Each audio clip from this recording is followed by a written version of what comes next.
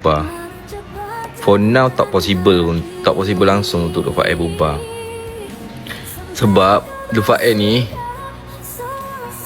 kan nak kata just mungkin sebabkan korang tengok dalam video, kalau kau tengok depan-depan, best lah. Lufa Air ni best gila bila dalam konten lah, utamanya waktu konten saya kan.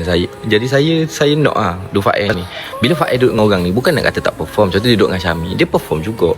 Luqman duduk dengan ni, dia perform je contoh.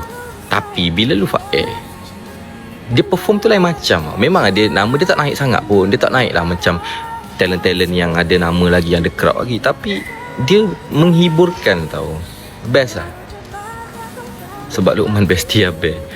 Itu salah satu lah. Salah satu lah. Tapi orang lain pun cakap benda yang sama. Itu.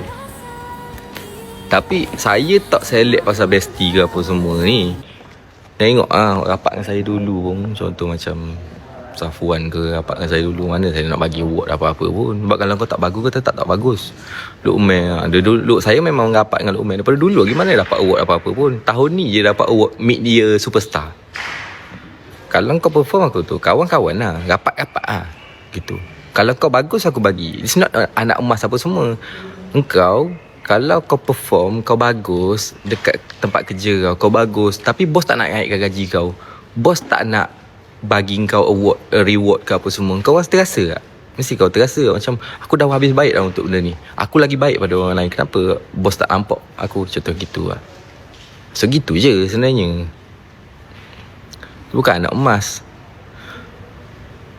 Tapi anak emas lah. Aku suka bila orang sebut anak emas tu.